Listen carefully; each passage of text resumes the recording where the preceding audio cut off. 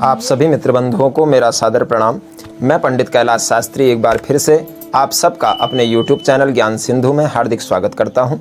मित्रों, आज हम जो विषय लेकर के आए हैं, जैसा कि कल की वीडियो में आपने देखा कि किस प्रकार से प्रदोष का व्रत मनाया जाता है, कब प्रदोष का व्रत किया जाता है और प्रदोष का व्रत करने से क्या लाभ होते हैं। वैसे देखा जाए तो प्रदोष के व्रत से हमारी सभी मनोकामनाएं जो हैं तत्काल पूर्ण हो जाती हैं, क्योंकि नवग्रहों में कोई भी ग्रह ऐसा नहीं है जिसको शांत करने की सामर्थ्य प्रदोष व्रत में नहीं हो। अर्थात प्रदोष का व्रत करने से समस्त ग्रह शांत हो जाते हैं। यह पूरा शास्त्रीय प्रमाणों से युक्त है। कल की वीडियो में सभी प्रमाणों के साथ आपको बताया था, लेकिन आज जैसा कि कल रविवार के दिन प्रदोष का व्रत किया जाना है, तो प्रदोष का व्रत किस प्रकार से किया जाए और किस वार को प्रदोष का व्रत करने से क्या लाभ होता है, वह इस वीडियो में आपको जानने को मिलेगा। तो अब देखते हैं कि किस वार को कौन सा व्रत किया जाए और प्रदोष के व्रत में कैसे हम पूजा करें।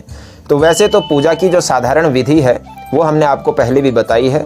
समस्त पूजा की जो पद्धति है वो आपको पूर्व की वीडियो में बताया जा चुका है, लेकिन आज केवल प्रदोष के व्रत की पूजा संक्षिप्त रूप से आपको सरल से सरल रूप में मैं आपको बताने वाला हूँ। तो प्रातःकाल आप उठ करके स्नान आदि से निवृत्त होकर के सर्वप्रथम अपने देव स्थान में जाएं, मंदिर में जाएं। मंदिर में जा करके भगवान को प्रणाम करके फिर सबसे पहले आचमन करें।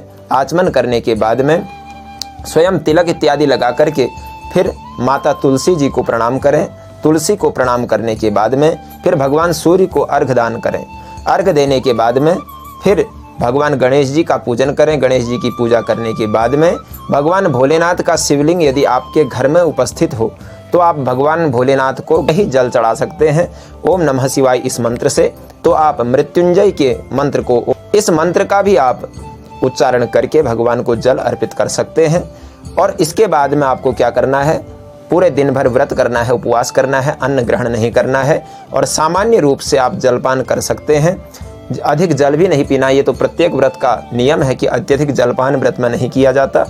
और सायंकाल में जब सूर्य अस्त का समय हो तो उस समय पर आप भगवान भोलेनाथ का ध्यान करके अपने देव स्थान में बैठ जाएं। देव स्थान में बैठ करके फिर भगवान का स्मरण करें, गणेश जी का पूजन करें। गणेश जी का पूजन करने के बाद में भगवान भोलेनाथ का अभिषेक करें। अभिषेक करने के बाद में फिर प्रदोष की जो कथा है, जो भी प्रदोष व्रत है, जैसे कल को रवि प्रदोष है, रविवार के दिन है, तो आप रवि प्रदोष की कथा पढ़ें या किसी अन्य से सुने।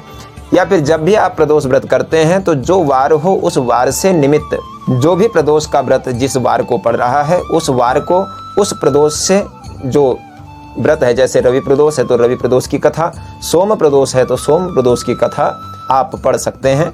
और कथा कहाँ से पढ़ें, ये आपके पास प्रश्न है, तो उसका उत्तर आपके लिए मैं बताता हूँ।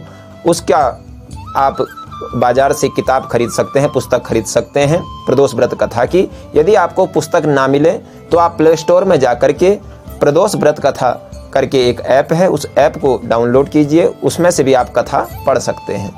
और यदि आपको नहीं मिलता है तो आपको डिस्क्रिप्शन में लिंक मिल जाएगी उस ऐप की, तो आप उसको वहाँ से भी डाउनलोड कर सकते हैं और अपनी कथा को पढ़ सकते हैं।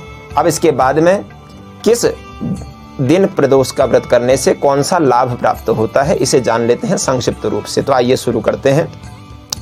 यदि रविवार के दिन प्रदोष है तो रविवार के दिन प्रदोष होने पर क्या करें, तो आयु वृद्धि आरोग्यता या चाहो संतान, शिव पूजन विधिवत करो, दुख हरे भगवान।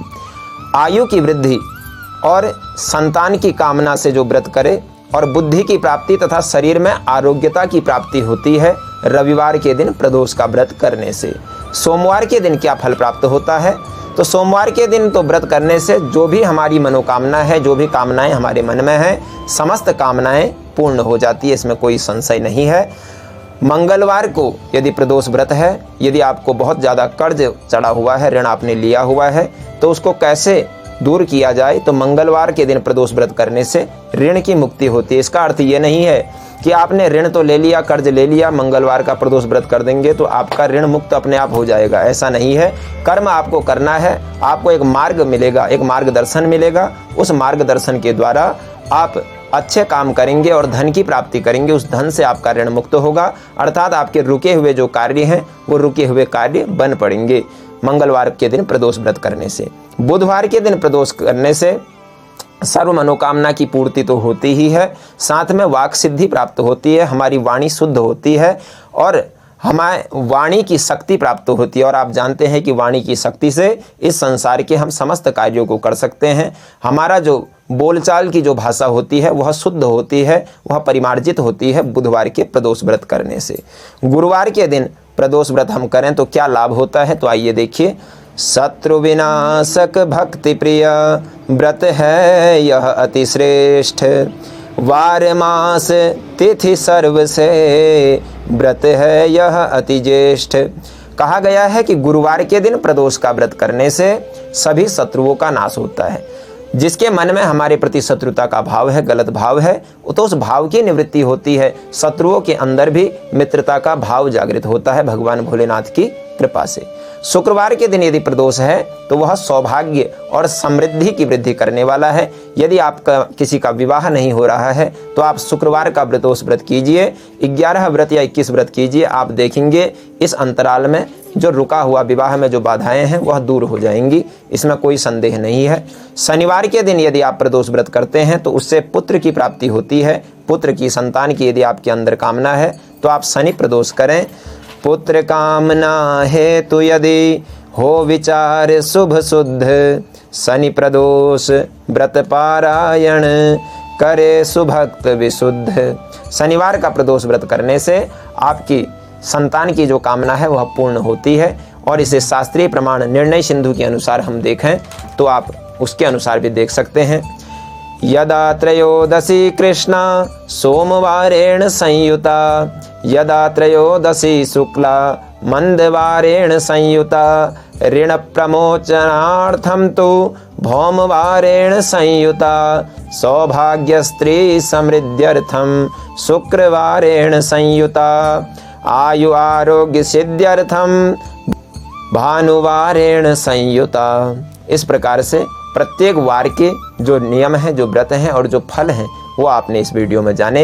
लेकिन एक बात का आपको ध्यान रखना है, आप प्रदोष का व्रत करें तो प्रदोष के व्रत में सायंकाल में जब आप भगवान भोलेनाथ की पूजा करें तो भोग में चावल की खीर अवश्य बनाएं। खीर बना करके भगवान को भोग लगाने का एक विशेष फल है। तो आज की वीडियो में बस इतना ही, फिर मिलेंगे एक नई वीडियो के साथ। तब तक के लिए जय श्री राम, प्रणाम।